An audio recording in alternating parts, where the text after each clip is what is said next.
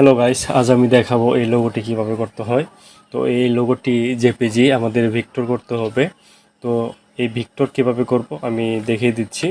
তো প্রথমে আপনাকে এই নামটি লিখতে হবে। আমি নামটি লিখছি এমসি। এটি লেখার পর আমি ফন্টের নাম দিয়েছি ইউরোক্যাপ। এটি ধরে একটু টেনে সমান করতে হবে এরকম। তারপর নিচে আমি হোম দিচ্ছি, হোম অ্যান্ড ইমপ্রুভমেন্টস এটুকু লেখার পর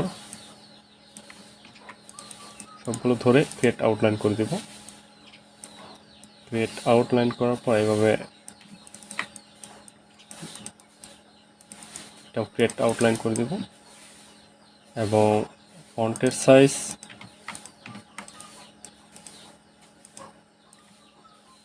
নিচে নামিয়ে ফন্টের সাইজ সমান করে দেবো, এটা এবং এটা সমান এটা সমান এরকম।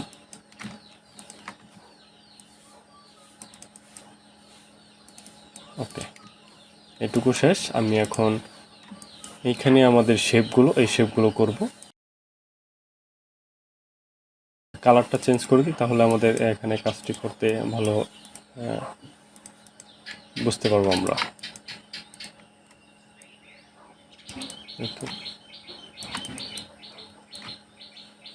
এটুকু রাখার পর তারপর আমি অ্যালাইন করে দিচ্ছি,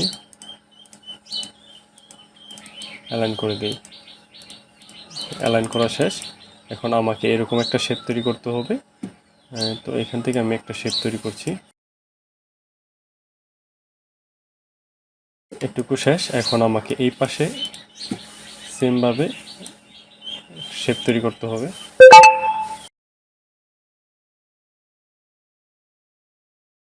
তিনটা করতে হবে। আমি এভাবে তিনটা আলাদা করে নিচ্ছি, ধরে অ্যালাইন করে দেব।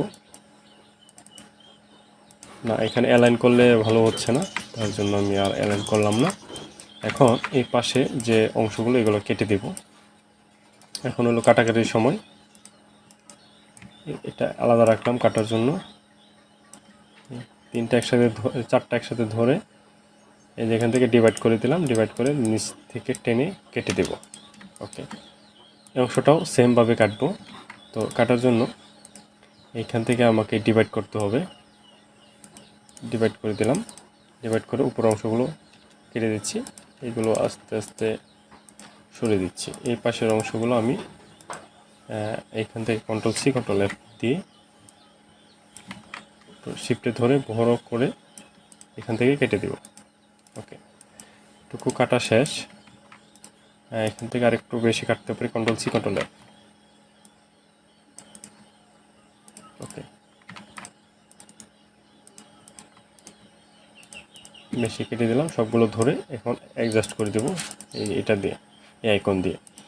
তারপর এইখানে কিন্তু আমি এখানেও কিন্তু ডিভাইড দিয়ে কাটতে পারি। আমি ডিভাইড দিয়ে শুধুমাত্র কালারটা চেঞ্জ করে দেব, তাহলেই হয়ে যাবে। এখানেও কিন্তু আমি নিচের অংশটা এইভাবে ডিভাইড করে দিতে পারি। ডিভাইড করে কাটলে আমাদের জন্য সুবিধা হয়।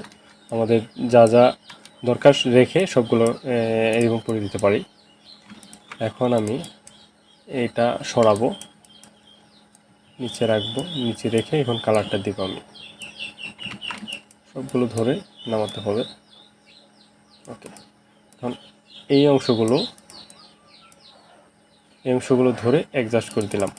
ঠিক আছে, এগুলো এখন এইখানে দেখতে পাচ্ছেন, এইখানে এইভাবে রাউন্ড সিস্টেম এইভাবে আমি কেটে দিতে পারি, কোনো সমস্যা নেই।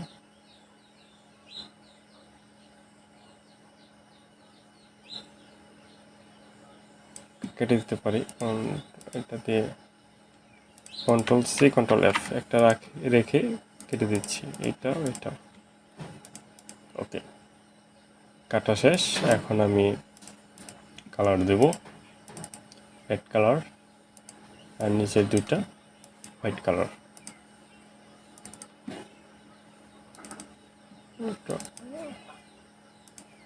ওকে, তারপর এইটা কালার আমরা এখানে স্পেসটা একটু গ্যাপটা কমিয়ে দিতে হবে, কাছাকাছি করে দিতে হবে। ওকে, ঠিক আছে, এটা ধরে এখন আমি কালার দিয়ে দিচ্ছি রেড কালার। এখানে সামান্য একটু গ্যাপ কমাতে হবে। ওকে, তো এটুকু শেষ। এখন এটুকু ধরে আমি কালার দিয়ে দিচ্ছি হোয়াইট কালার।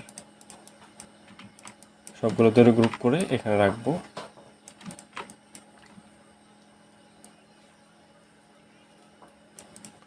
গ্রুপ করে দিলাম, গ্রুপ করে এখন অ্যালাইন করব নিচের দিকে। ওকে, এটুকু অ্যালাইন করার পর এটা এবং এইটা সমান আছে কিনা এটা চেক করতে হবে। হ্যাঁ, এটুকু শেষ, এটুকু আমার কমপ্লিট। Ctrl+2 সবগুলো ধরে গ্রুপ করে Ctrl+X Ctrl+V এই এখানে রাখলাম। এই তো আমার লোগো ডিজাইনটি শেষ। তো আশা করি বুঝতে পারেন। যদি ভিডিওটি ভালো লেগে থাকে অবশ্যই একটি লাইক দিয়ে শেয়ার করে দেবেন এবং চ্যানেলে যারা নতুন তারা সাবস্ক্রাইব করে পাশে থাকা বেল আইকনটি বাজিয়ে দেবেন। ধন্যবাদ সবাইকে।